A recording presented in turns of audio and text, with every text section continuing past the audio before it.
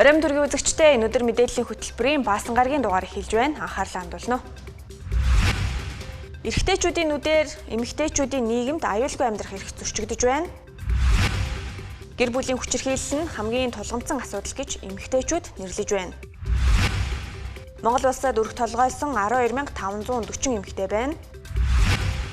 Улсын хурлын гишүүнийг эргүүлэн татах хуулийг дэмжиж батлах ёстой гэж иргэд үзлээ. Декреттэй ажилтны ажлын байрыг хадгалаагүй бол шүүхэд хандна.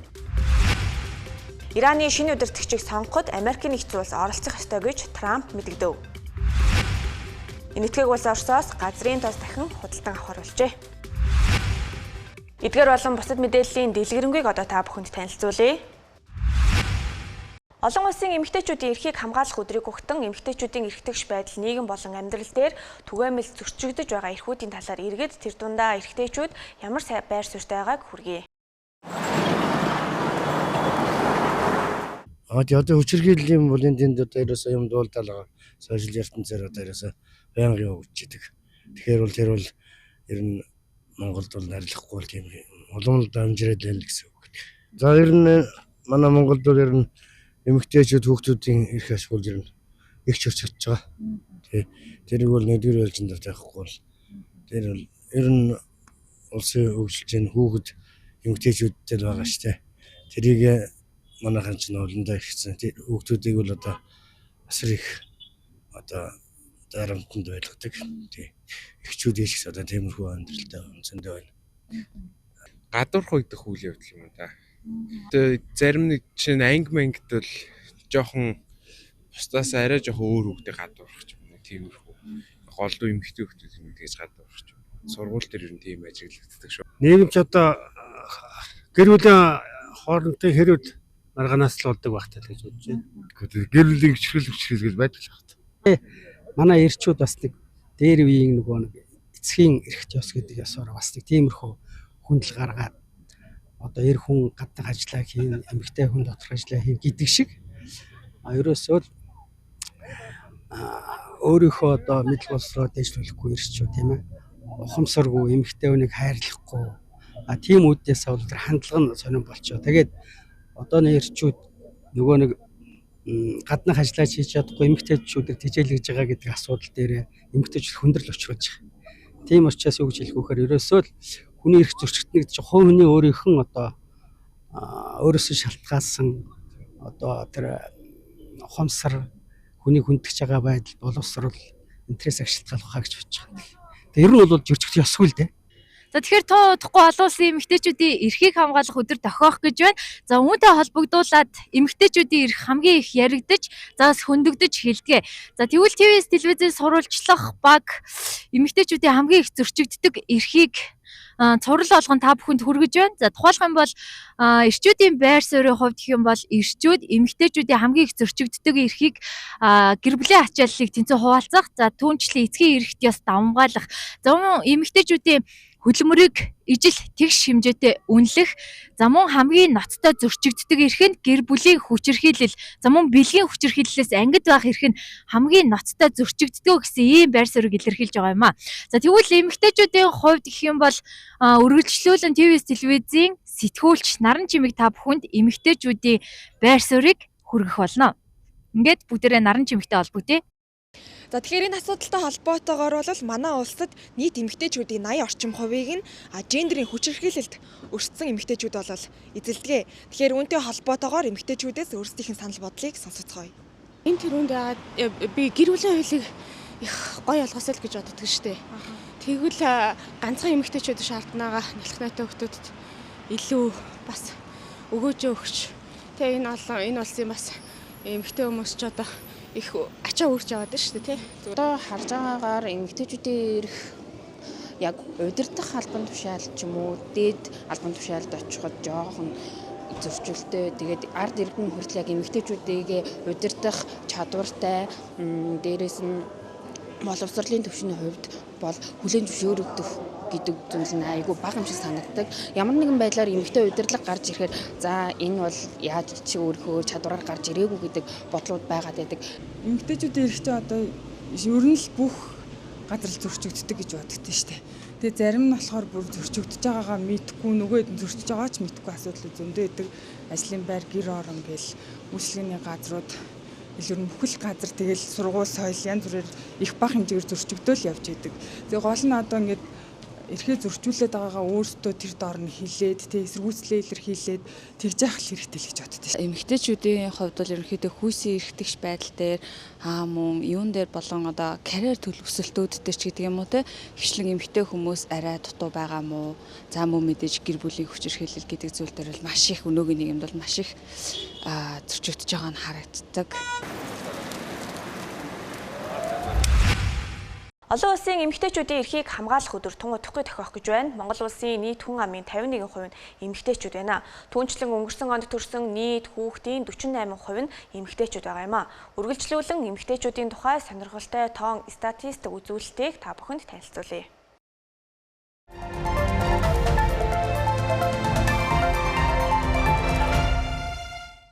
Энэ өдөр мэдээллийн хөтөлбөр үргэлжлүүлэн тойм булангаа хүрэхэд бэлэн боллоо. Би сэтгүүлч Номон Тамирын. Нийт эмэгтэйчүүдтэй тун удахгүй болох олон улсын эмэгтэйчүүдийн эрхийг хамгаалах өдрийн мэндийг дэвшүүлье. Олон улсын эмэгтэйчүүдийн эрхийг хамгаалах өдрийг тохиолдуулан Монгол улсын эмэгтэйчүүдийн талаарх сонирхолтой статистик үзүүлэлтийг бэлтгэн өргөж байна. Анхаарлаа хандуулна уу? Монгол эмэгтэйчүүд нийгмийн эдийн засаг, гэр бүл, боловсролын салбарт идэвхтэй оролцож хүн амын чухал хэсгийг бүрдүүлдэг. Тэгвэл статистик үзүүлэлтээс харахад Монгол улсын нийт хүн амын 51%-ийг эмэгтэйчүүд эзэлж байна. Мөн өнгөрсөн онд төрсэн нийт хүүхдүүдийн 48% нь охид байгаа нь эмэгтэйчүүдийн эзлэх хувь нийгэмд тогтвортой байгааг харуулж байна. Харин гэр бүл зохиог насны хувьд Монгол эмэгтэйчүүдийн анхны гэрлэлтийн дундаж нас 26.7 нас байна. Энэ нь өмнөх жилүүдтэй харьцуулахад эмэгтэйчүүд боловсрол эзэмших, мөн ажил хөдөлмөр эрхлэх, цаашлаад цаг хугацаа уртасч гэр бүл төлөвлөлтийн хандлага өөрчлөгдөж байгааг илтгэж байгаа юм а. Түүнчлэн Монгол улсад эмэгтэйчүүдийн дундаж наслалт 77.1 нас байна. Энэ нь эмэгтэйчүүдийн дундаж наслалт эрчүүдийнхээс урт байгаа нь харагдаж байна. Тэгвэл өнөөдрийн байдлаар хамгийн өндөр настай эмэгтэй 108 нас хүрсэн байна. Нийгмийн бас нэгэн сонирхолтой статистик үзүүлэлт бол нэрний статистик байдаг. Тэгвэл Монгол эмэгтэйчүүдийн дунд хамгийн түгээмэл нэрсэд Мишель, Номин, Хулан, Инхчин, Нандин Эрдэнэ хэмээх нэрс багтаж байгаа юм а. За үүний дараах бас нэгэн анхаарал татсан асуудал бол өнөөдрийн байдлаар Монгол улсад 12,540 өрх толгойлсон эмэгтэй байна. За тэгвэл дараагийн нэг том чухал асуудал болох боловсролын салбар болон ажил хөдөлмөр эрхлэлтээр нь авч үзэх юм бол за яг миний энэ ард статистик үзүүлэлт харагдаж байна. За ерөнхий боловсролын нийт сурагчдын 49% нь эмэгтэй. За сургуулийн өмнөх боловсролын 48% нь охид. За харин дээд боловсролын түвшинд эмэгтэйчүүдийн оролцоо өндөр байгаа нь ихтэй сургуулийн оюутнуудын 61.5% нь охид эзэлж байгаа юм а. За харин дараагийн асуудал нь цалин хөлсний асуудал бөгөөд эрчүүдийн цалин 3 сая төгрөг байна. Тэгвэл эмэгтэйчүүдийн цалин 500 мянган төгрөгөөр бага буюу 2.5 сая төгрөг байна. За ингээд нийт хөдөлмөр эрхэлж байгаа эмэгтэйчүүдийн 51.9% нь эмэгтэйчүүд эзэлж байна. Эдгээр тоо баримтууд нь зөвхөн Монгол эмэгтэйчүүдийн нийгмийн амьдралд ямар байр суурь эзэлж байгааг хүн амын бүтцэд хэрхэн нөлөөлж байгааг харуулж байгаа юм а. За ийхүү эмэгтэйчүүдийн эрхийг хамгаалах олон улсын өдрийг зөвхөн баяр болгон тэмдэглэхээс гадна дээрх тоон зарим нэгэн үзүүлэлтээс эмэгтэйчүүдийн нийгэмд оруулж байгаа хувь нэмэр за мөн тэдний эрх боломжийг хамгаалах асуудалд за илүү түлхүү анхаарах шаардлагатай харагдаж байгаа юм а. Нийслэлийн ерөнхий боловсролын 40-р сургуулийн 11-ийн Г ангийн хөвгүүд ангийнхаа охтыг баярлуулахын тулд нэгнийдээ цуглан 2 шөнө нойроо хугаслан гар урдлын цэцэг урлан бэлэг барьжээ. Хэдий цаг хугацаа шаардагдсан ч тэд бэлгээ өөрсдийн гараар урлаж сэтгэл шингээж хийсэн нь ангийн охтод хамгийн үн цэнтэй бэлэг болсон байна. Тэгээд цоцсон охтуудаас баярлалаа. Их баярлалаа. Ямар ч үнэхээр гоё мэдрэмж байсан. Ангийнх охтуудыг баярлуулах гэж байгаа. 2 шөнө сууж хийсэн. Тэгээ нэлээд их сэтгэлээ гаргаж хийсэн. Нэгтлээ айгу өөртөө ихтэй байсан юм аа. Нэг дэлбээ хийсэн чинь дэлгөөцөлтэй. Хөвгөө тэгээ амар хайрлах мэдрэмж институт төрсөн. Хамгийн гол нь энэ нөхөрлөл ингээд насан туршийн тийм бат бэх байгаас гэж багш нь хүсэж байна.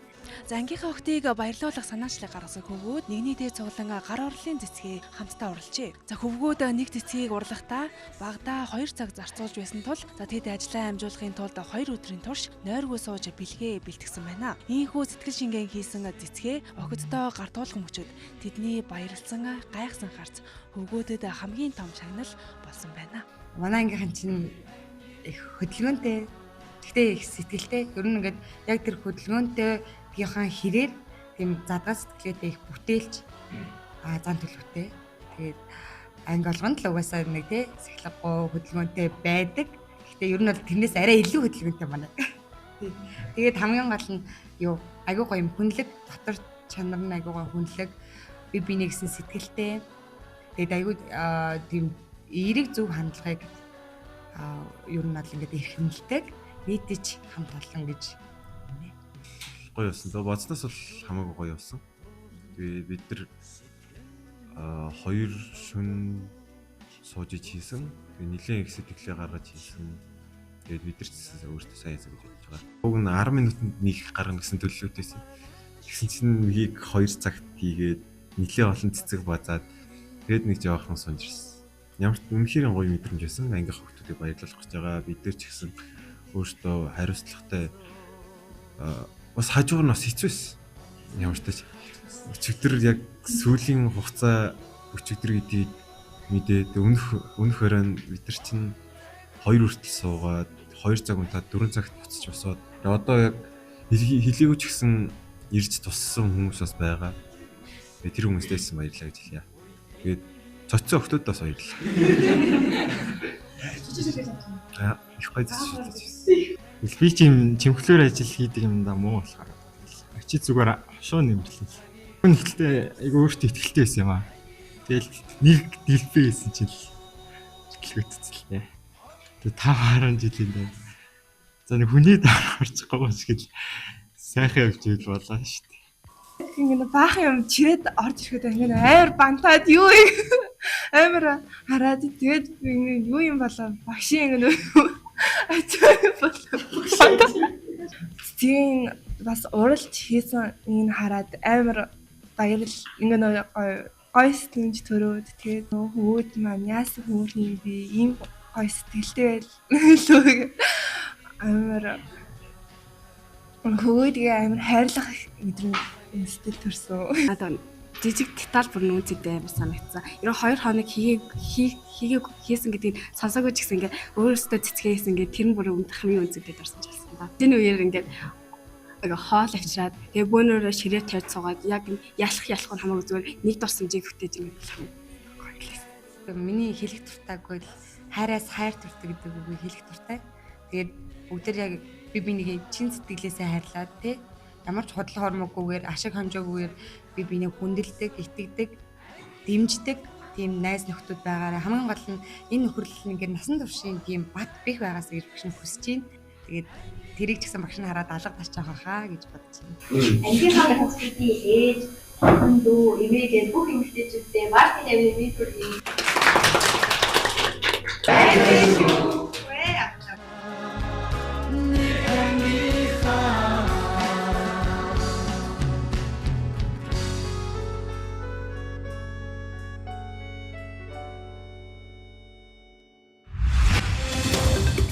За өрн дулаан цаг ирж голуудын саваар шар усны үер буух нөхцөлөө бүрдэж байгаа тул шар усны үерээс урьдчилан сэргийлэхийг онцгой хуулийн ерөнхий газраас анхаарууллаа.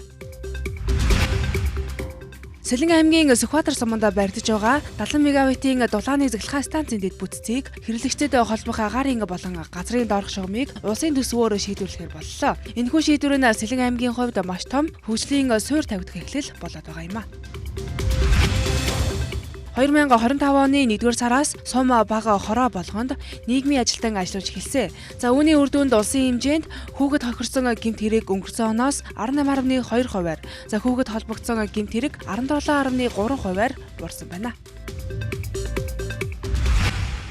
Монгол Улсын ерөнхийлөгч Чухнагийн хүрээс бүхийн санаачилсан улсын их хурлын гишүүнийг игүүлэн татах хуулийг хаврын чуулганаар хилэлцэн батлах нь зөв гэсэн байр суурийг иргэд тодорхойлж байна.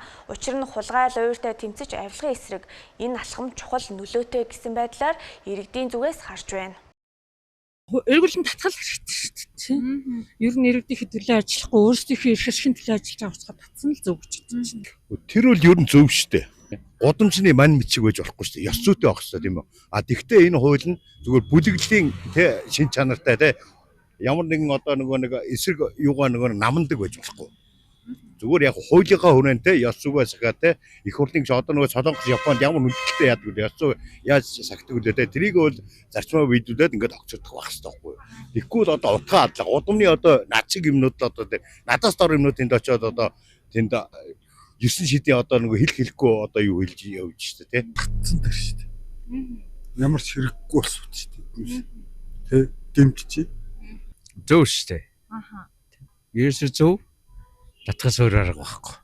Монгол Улсын ерөнхийлөгчийн санаачилсан улсын их хурлын гишүүнийг игүүлэн татах хууль нь олон талын ач холбогдолтой гэж зарим судлаачид илэрхийлж эхэлжээ. Ялангуяа хуралдаа суудаггүй ажиллаа хийдэггүй гишүүдийг хариуцлагажуулахад түлхэц болно. Учир нь хуулийн төсөөлт чуулганы хуралдаанд суухгүй байх юм бол игүүлэн татах үндслэл болно. Мөн ёс зүй алдаа гаргаж асуудалд орсон нөхцөлд мөн игүүлэн татахаар хуулийн төсөлд тусгаж өгчээ.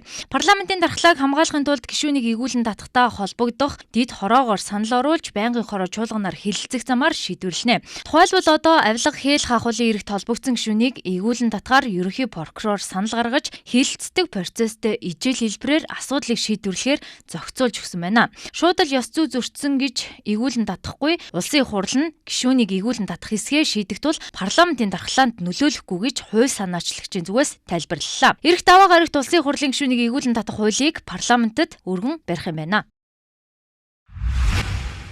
Декретээ авсан ажилтны ажлын байрыг хадгалахыг хөдөлмөрийн тухай хуулиар зохицуулсан байдаг. Ажлын байрыг хадгалаагүй бол сануулгах арга хэмжээнээс эхлээд торгуулах хүртэл хариуцлагыг тухайн аж ахуйн нэгж компанид тооцдог. Сүүлийн үед энэ төрлийн гомдол буурсан ч ажилдаа буцаад орсны дараа ямар нэгэн шалтгаанаар тухайн ажилтныг ажлаас чөлөөлөх тохиолдол нэмэгджээ. Жирэмсний амралтаа авсан декреттэй байгаа ажилтны ажлын байрыг хадгална гэж хөдөлмөрийн тухай хуульд заасан байдаг. Декреттэй байх хугацаанд нийгмийн даатгалын шимтгэлийг хөдөлмөрийн үлсний доод хэмжээгээр тооцсон байгууллагаас төлтгөө. Харин тухайн ажилтан ажилдаа хизээж буцаж орох хэрэгтэй бөгөөд байгууллагаас ямар нэгэн байдлаар татгалзах хойшлуулах ёсгүй юм а. Хүүхд маань нэг оюутай хэрнээ би ажиллаж байгаа шүү дээ. Тэнгүүт нийгмийн даатгал төлөгдсөн гэд цалинтай ээж 50,000-аас хасагдчихдаг. Тэр үл надад нэг сонь санагцсан. Хүүхд 3-аас хүрээгүй байгаа. Би хүүхдээ ингээд асарж байгаа ш тэр чинь. Өглөө нь ажилдаа яваад оройн тэнгүүт нөгөө нэг нийгмийн даатгал төлөгдсөн гээ хасчихдээ мэлээ 3-аас хүрээгүй багт. Хүүхдээ 5 сартай байхад нь юм уу 1 настай байхад нь юм уу 3 настай байхад нь ажилдаа буцаж орох хүсэлтэй бол хүслээ тавих бүрэн бол эрхтэй байгаа. Тэгвэл декреттэй байх хугацаанд ажилтныг ажлаас халсан тохиолдолд хөдөлмөр халамжийн үйлчлэгээний төвд хандах хэрэгтэй. Ингээд хөдөлмөрийн хяналтын байцаагч тухайн байгууллагад шаардлага өргүүлнэ. Харин шаардлагыг хүлээж аваагүй тохиолдолд торгох цаашлаад хөдөлмөрийн тухай хууль зөрчсөн тогтоогдвол шүүхээр эцэслэн шийдвэрлэнэ. Ажилдаа орох хүсэлтэй өгөөд ахад ажил олгогч ажлын байранд нь эргүүлэн тавихгүй байгаа тохиолдолтын гомдлоо бол харьяа аймаг орон нутгийнхаа хөдөлмөрийн хяналтын улсын байцаагчдад хандаж асуудлаа шийдвэрлүүлж болно. Энэхээр энэ хүн маань декретний хугацаанд дуусаагүй үнэхээр их нь үүснэ үү үсээгүй юу гэдэг асуудлыг үзээд ажил олгогчоос нь материал юмнуудыг авч үзээд за тэгээ энэ шалгалт явагдсны үндсэн дээр бол тухайн байгууллагт албан шаардлага хөргүүлнэ гэсэн үг ихний ээлжинд. За ийм зөрчилтэй дутагдaltaй асуудлууд бол танаа дээр илэрсэн байна. За энийг бол арилгах тухай албан шаардлага бол хөргүүлнэ. За тэгээд ер нь бол эргүүлээд буцаад ажилт нь бол томилуулдаг гэсэн үг. Сүүлийн үед энэ төрлийн гомдол мэдээлэл буурчээ. Учир нь декреттэй ажилтнаа буцаад ажилд орсны дараа ажлын ур чадвар болон бусад шалтгаанаар ажлаас чөлөөлөх халах тохиолдол их болжээ. Уг тохиолдолд ажилтан гомдол гаргасан ч байгууллага хууль зөрчөөгүй учраас ажилтан хохироод үлдэж байна. За манай улсын аж ахуй нэгж байгууллагын удирдах албан тушаалтнуудын 41% нэмэгтэй байна. За үндэсний статистикийн хорооны мэдээлснээр Монголын эмэгтэйчүүдийн дундаж наслалт 77.1 байгаа бол анхны гэрлэлтийн дундаж нас 26.7 байна. Сэтгүүлч нар нийгмийг түүчилж ард иргэдийн дуу хоолой болох ёстойч хэвлэн нийтлэх хэрэгчлөө мэрэгжлийн үйл ажиллагаа явуулахад төрийн байгууллагын хүн суртал саад болж байна. Нийгмийг түүчээлж иргэдийн дуу хоолой болсон сэтгүүлч нарт ажил үүргээ гүйцэтгэх явцад багагүй бэрхшээл тулгардаг. Ялангуяа өндөр албан тушаалтан дарга нарын эрх ашгийг хүндэж үннийг ил болгон олон нийтийн мэдэх эрхийг хангасныхаа төлөө хууль цагдаагийн байгууллагад дуудагдж ир зоригийг нь мохоох тохиолдол цөөнгүй гардаг. Үүний ард нийгмийн иргэдийн мэдэх эрхийг аажмаар боож байна гэсэн үг ээ. Яг сургуулаа төгсөөд орж ирж байгаа хүүхдүүдийн тухайд бол их сурвалжаа яаж олох уу, тэднэртэйгээ яаж холбогдох уу, за мэдээгээ яаж бичих үү гэл маш их зүйл тулгардаг. Тийм надад ч тийм зүйл тулгарч байсан. Одоо бол бас харьцангуй туршлагатай залуу сэтгүүлчтэй бас зөвлөгөө өгч чаддаг, их сурвалжтай холбоод өгчдөг яг ийм хэмжээнд татсан байна. Ер нь одоо надад тулгарч байгаа бэрхшээлх юм бол энэ хууль эрх зүйн орчин байдаг. Эрүүгийн хууль, зөрчлийн хууль. За энэ асуудлаар мэдээж бид нэр баримттай учраас л ярина, баримттай учраас л нийтлэн. Хичнээн бид нэр баримттай ч гэсэн ингээд яваад очдог, цаг хугацаа их шаарддаг, дахин дуудагддаг, за хоригддог гэх мэтчлэн маш олон юм хэцүү асуудлууд бол тулгардаг. Ер нь сайхан л да бидний мэргэжил маш сайхан дандаа хүмүүсийн төлөө, дандаа хин нэгний эрх ашигын төлөө эсвэл одоо ерөөсөө л ингээд нэг олон нийтийн мэдэх үйлсийн төлөө бид ингээд цаг заваад зориулдаг. Тэгэхээр энэ утгаараа биднэрт сайхан гэхдээ арт талд нь биднэрт бас томчууд эрх ашиг хөндөгддөг юм уу те, тодорхой хин нэгэн хүний эрх ашиг хөндөгддөг ийм асуудлууд бол маш их тулгардаг. Энэ нь бол төвөгтэйдэг. За миний хувьд бол хэвлэл мэдээллийн байгууллагт 5 жил бол ажиллаж байна. За ер нь бол анх ажиллаж эхэлж байхад бол их сурвалж бол нэлээд хүндрэлтэй байдаг гэсэн. За одоо ялангуяа энэ төрийн байгууллагуудаас яриа авах тийм ээ, иргэдтэй бид нар мэдээллийг тэнцвэртэй хүргэх үүднээс бол төрийн байгууллагуудын их сурвалжуудаас маш хэцүү байдаг. Яагаад вэ гэхээр за төрийн байгууллага болно. За өөрсдөө гэсэн хэвлэл мэдээллийн албатай болсон. За уг хэвлэл мэдээллийн албаа нь бол одоо бид нар яриага эсвэл өөрсдөө аваад явуулъя гэдэг одоо тийм шалтгаан гарч ирдэг. За нэг өсөндөө бидний хүссэн яриа бол санаас ирэхгүй. За яг захиалцсан юм шиг тийм мэдээлүүд ирдэг. За ялангуяа энэ төрийн байгууллагуудын их сурвалж бас хүндрэлтэй байдаг. За дараагийн удаа бол хууль эрх зүйн орчин. За ямарваа нэгэн бас мэдээлэл олон нийтэд хүрэхэд бол яалтчгүй. Одоо хууль зүйн цагдаагаас дуудаж юм ийм асуудлууд бас удаа дараа гарсан. За учир нь бол одоо бид нэр хэдийгээр ингээ хэвлэл мэдээллийн байгууллага ч гэсэн за иргэнд бол мэдээллийг тэнцвэртэй за нээлттэй хүргэх ёстой. За иргэнд бол мэдээллийг хүргэх үүднээс одоо нэг одоо юу гэдэг чинь улсын албан тушаалтаа нэг хүнийг мэдээллийг гаргахад буцаага цагдаагийн байгууллагаас дуудах ийм асуудлууд гардаг. За хэдийгээр бид нар бас цагдаагийн байгууллагууд шалгагдчих байгаа ч гэсэн за яг өндөө хоригдсон юм бол өнөөдрийн мэдлэр бол алга байна. За гэхдээ тэнд бас гарч байгаа цаг хугацаа бас маш их байгаад байгаа. Өнөөдөр Монгол улсад үндэсний сэтгүүл зүй үүсэж хөгжсөний 113 жилийн ой тохиож байна. Үүнтэй зэрэгцэн цахим мэдээллийн цахиур цэгийн сайтын эрхлэгч өөрийн нийтэлсэн баримтат нийтлэлтэй холбоотойгоор цагдаагийн байгууллагад дуудагдан шалгагдаж байгаа талаар мэдээлэл гарч хэвлэл мэдээллийн салбарын анхаарлыг татж байна. Цахиур цэгийн мэдээллийн сайт нь ерөнхий сайдын зөвлөхөөр ажиллаж байсан хошууч генерал Ж Болдыг хууль зөрчин цагдаагийн ерөнхий газрын даргаар томилсон байж болзошгүй талаар нийтлэлсэн. Уг нийтлэл гарсны дараа цагдаагийн ерөнхий газраас тус сайтыг хааж мөрдөн шалгах албанаас сайтын эрхлэгчийг дуудан шалгаж байгаа бөгөөд кибергент хэрэгтэй тэмцэх хэлтэст тайлбар авч байгаажээ. Энэ нь хэвлэл мэдээллийн байгууллагын үйл ажиллагаанд саад учруулж сэтгүүлчийн ажиллах эрхчлүүлээнд халдсан үйлдэл болж байгаамаа.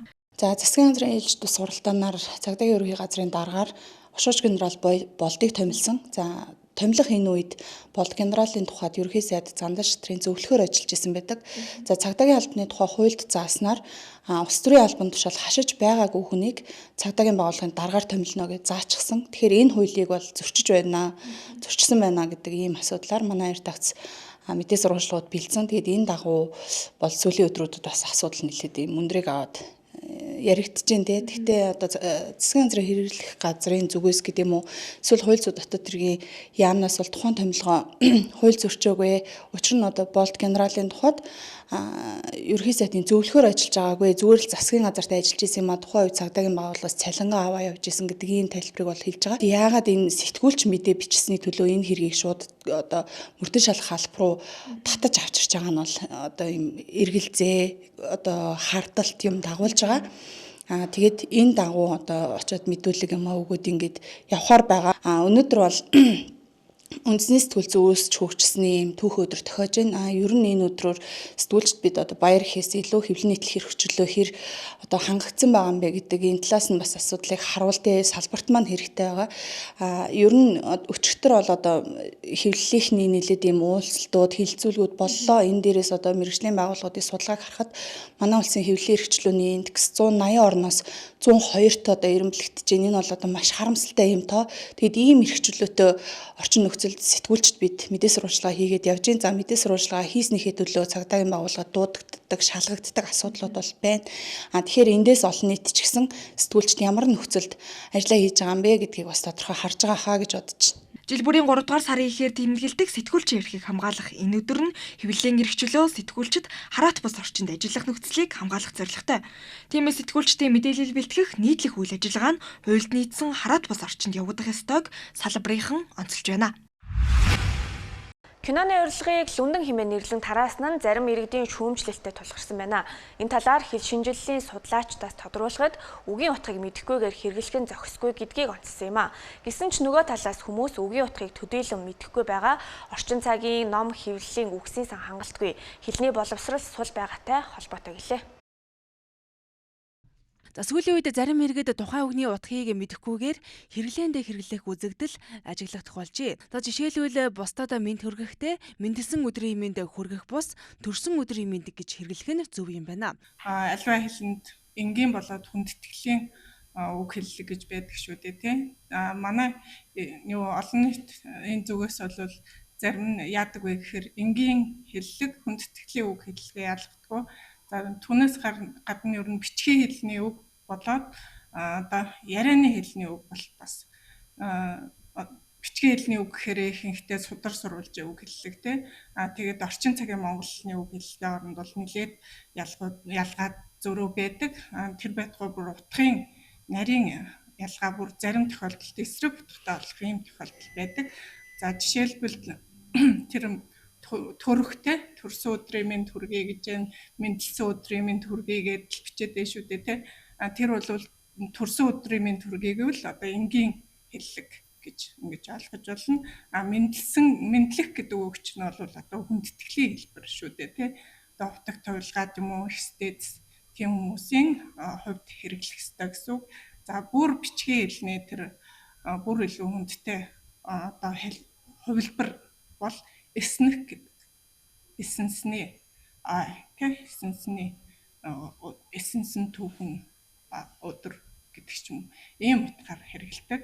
Харин зарим юм одоо энэ нас орсон хүмүүсийн зураг хүргэний дор умааны бадмынхан гэж бичгийн оронд сайн амгалан болтугай гэд бас их бичиж जैन. Тэр бол бас болохгүй. Сайн амгалан болтугай гэдэг бол тэр санскрит хэлний свасти сэдам гэсэн үгийн холбоор орчуулга. Тэгээд альва бүхэн сайхан болох болтугай гэсэн ийм утгатай үг. Гэтэл одоо нас орсон өнгөрсөн хүний одоо тэр юуны доор нь ачаад бичээд идэг. Тэр бол бас болохгүй юм байна. За хэлний баялаг зөв хэрэглээг хадгалжуулахын тулд унших соёлыг нэмэгдүүлэх, ном хэвлэлийн хүртээмжийг сайжруулах шаардлагатай гэж үздэгч. За нөгөө талаас орчин цагийн чанартай ном хэвлэлийн хүртээмж хангалтгүй байгаа нь хүмүүсийн үгийн сан ядуурах, үгийн утгыг төдийлөн мэдэхгүй хэрэглэх шалтгааны нэг болж байгааг судлаачид дурдж байна. Ингээ асуудал бол үнэхээр чухал. Ерөөсөө альва хэлний гол цөм нь бол үгийн сангийн баялаг байдаг. Энэ тал дээр бол үнэхээр анхаарах цаг болсон харагддаг. Ялангуяа сүүлийн үед ингээд жил ирэх тусам оюутнуудыг хараад хахад би одоо багшийн оюутнуудыг хараад хахад үгийн сангийн баялаг бол үнэхээр муудсан. Тэгээд дандаа хариу үг хэрэглэж байна. Тийм жоохон бидний өвөө эмээ нар ярьдаг байсан тэр үг хэллэгийг бол бүр мэдхээ байсан бэ. Тэгээд энэ маш одоо анхааруулжтай асуудал. Тэгээд үгийн сангийн ер нь бол үгийн сангийн баялаггүй бол альва хэл чинь тэгэл ер нь одоо мөнхөгч хаашаа нэлээд дороотох тал руугаа орно гэж ингэж хэлж болно. Тэгэхээр үед тэгтээ ном уншин гэхлээр үнэхээр тэр бас номын шаардлага хангасан ном хэрэг гарч ийн вэ гэх асуудал. Ялангуяа хүүхдийн одоо энэ жаахан хүүхдүүдэд зориулсан ном үгийн сангаас гадна хэл зүйн хувьд найруулга хэл найруулгын хувьд бол маш муу. Тийм ядмаг болчихсон. Тэгэд магадгүй тэр 70-80-аад оны үеийн сайхан зохиолчдын хуучин тэр ном юг унших юм бол одоо зохиолыг унших юм бол үгийн сангийн баялаг баг илүү одоо нэмэгдэх боломжтой болоод байна л гэж ингэж харж байгаа. За иймээс эхлэлний дархлааг хадгалж үлдэхийн тулд зөв хэрэглээг түгээхээс гадна унших соёлыг дэмжих, ном хэвлэлийн орчныг сайжруулах нь чухал гэдгийг онцолж байна. За 2025-аас 2026 онд дамжин санхүүжих 318 хөрөнгө оруулалтын төсөл арга хэмжээг 761.3 тэрбум төгрөгөөр санхүүжүүлэхээр баталсан. За төсвийн төсөлтэй харьцуулахад 2026 онд нийслэлийн төсвийн хөрөнгө оруулалтаар хэрэгжиж байгаа барилга байгууллагын хэмжээний тоо 20-оор, за нийт төсөв төртөг 134.4 тэрбум төгрөгөөр, за нийт санхүүжих дөнгө 43 тэрбум төгрөгөөр нэмэгдэж батлагдсан байна. Цус элбэлтийн үндэс төв дээр сар болгон 3 аяныг зохион байгуулж өдөр бүр 8:30-аас 13 цаг хүртэл цус цуглуулах ажлыг хийдэг. Мөн цусаа хандуулах иргэнд ажлын газраас 2 цагийн чөлөө олгодог байна. За төрийн одон медаль олгуулахад нөлөөлж чадна гэж худал мэдээлэл тараан хүмүүсийн итгэлийг олж авсны үндсэн дээр нийт 35.9 сая төгрөгийг авч зайлуулсан байна. За тус хэргийг шүүхээр хэлэлцээд гин буруутай тооцож 3 жил 8 сарын хугацаагаар хоригял ногдуулсан байна. Улсын хурлын дарга учрал тэргүүтээ Улсын хурал засгийн газрын гишүүдийн бүрэлдэхүүн Дархан Уул аймгийн Дархан хотод ажиллаж байна. Тэрбээр Дархан хотын иргэдтэй хийсэн уулзалтын үеэр эрх чөлөөний 4 зам 4 чөлөөлөлтийн бодлогоо танилцуулж орон нутгийн иргэдэд тулгамдж байгаа асуудлаар нээлттэй санал солиулсан байна. Улсын хурлын дарга эдийн засгийн өсөлт макро түвшинд ахисан харагдаж байгаа хэдий ч микро нэгжид буюу айл өрхийн хэмжээнд мэдрэгдэхгүй байгааг зарим тоонуудад үндслэн тайлбарлалаа. Тухайлбал уул уурхайн салбарын өсөлтийн нөлөөгөөр манай улсын төсвийн орлого сүүлийн 5 жил гэхэд 3 дахин нэмэгдэжээ. Энэ хугацаанд төсвийн тэнцвэржүүлсэн орлогч өсөж 2025 оны байдлаар 30.1 их 80 төгрөгт хүрсэн байна. Ингээд эрх чөлөөний 4 нам 4 чөлөөлөлтийн бодлогоо танилцууллаа. Дөрөв дэх чөлөөлөлт бол авилгын эсрэг чөлөөлөлт. Монгол хүн Монгол айл өрх бүрийг тонн дээрэмдсэн авилгаас ард түмнээ арчсан төрөө чөлөөлнө л гэж зорж байна.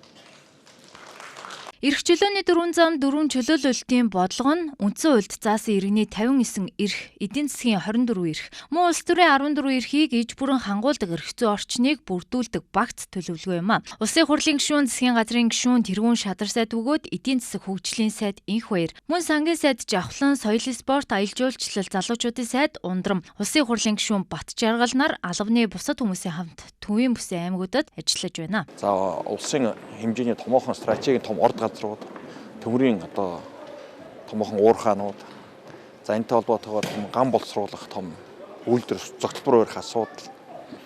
За шинээр одоо дулаан цахилгааны шинэ их үүсвэр станц барих гэх мэтийн төвийн бүсийн 3 аймаг буюу Сэлэнг, Дархан уул, Төв аймаг бол Монголын хөдөө аж ахуйн салбарын одоо гол бүс нутгаа 2900-аад өрх байна.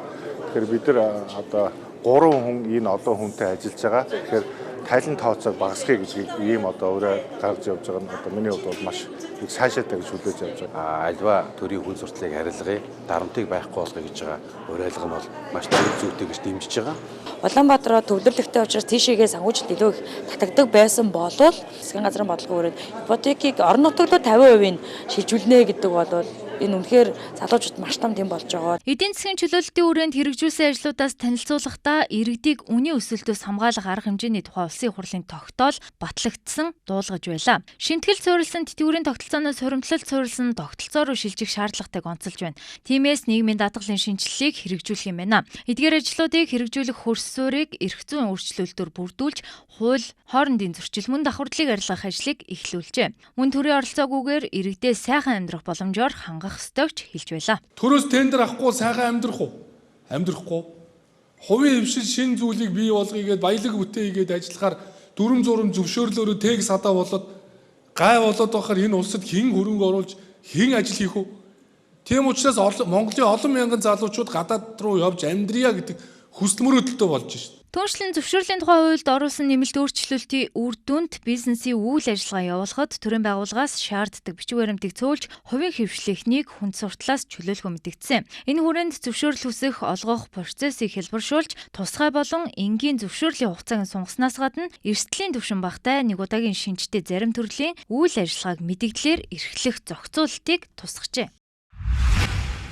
Хаврын тариалалт эхлэх төхөж байгаа энэ үед стратегийн бүтээгдэхүүн Улаанбуудай хүнсний ногоо жимсгний тариалалтад засгийн газар онцгой анхаарч дэмжинэ. Засгийн газраас татврын доктортой орчин бүрдүүлж Улаанбуудайн дотоодын зах зээлийг хамгаалах бодлогыг хэрэгжүүлэхээр боллоо.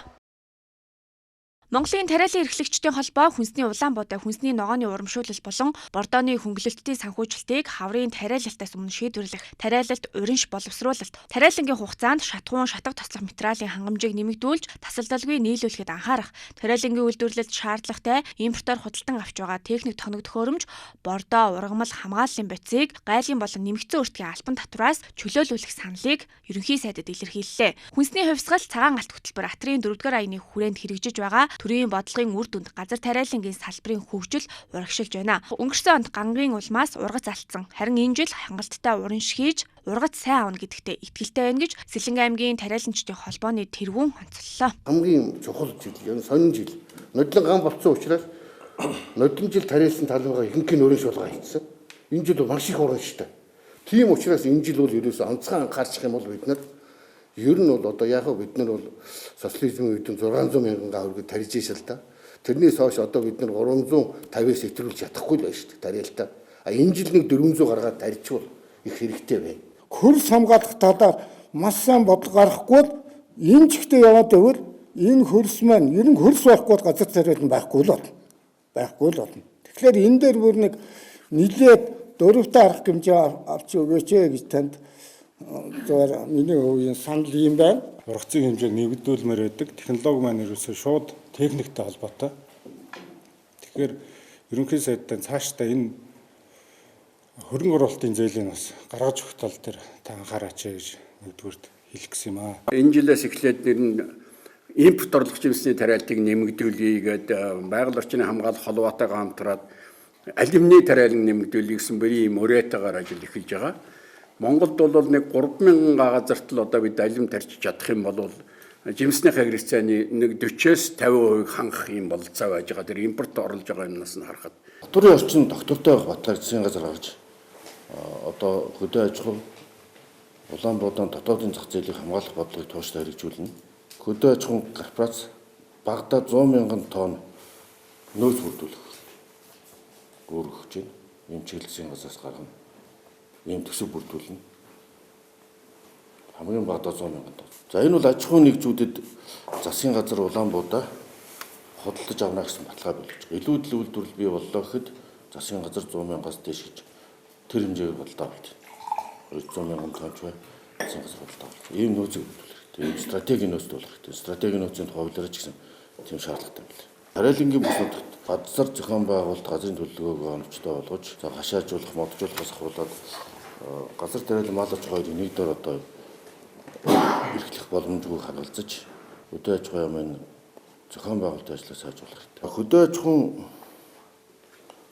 корпорацийг шинэ зохион байгуулалт болох нь зүйтэй. Нийтийн хяналт болохгүй бол одоо энэ төрийн сан корпорациуд дээр хяналт сулаас болж эрсдэл гарч байгаа тохиолдол зүүн. Тийм учраас 10% жишээлбэл тариаланчдын холбоо мэргэжлийн холбоодыг оруулах гол сонирхолтой байна. Тэгвэл өөрөө ч сайжирдаг, хяналттай болдог. Энэ онд улсын хэмжээнд нийт 633.4 мянган га талбайд тариалалт хийж 474.8 мянган тонн үр тариа, 180 мянган тонн төмс, 273 мянган тонн хүнсний ногоо, 287 мянган тонн малын тэжээл, 69 мянган тонн тосны ургамал хураан авах зорилтыг дэвшүүлжээ. Энэ зорилтыг хангахад тариаланчдыг онцгойлон дэмжихийг хүнс хөдөө аж ахуй, хөнгөн үйлдвэрийн яамны албан тушаалтнуудад ерөнхий сайд үүрэг болголоо.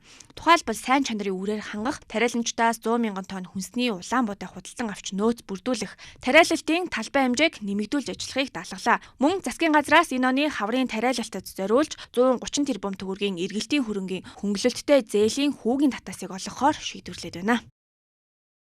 Анхаарлаа хандуулсан та бүхэнд баярлалаа. Энэ өдөр мэдээллийн хөтөлбөрийн Баасан гарагийн дугаарыг та бүхэнд хүргэлээ. Амралтын өдрүүдээ ая тухтай өнгөрүүлээрэй.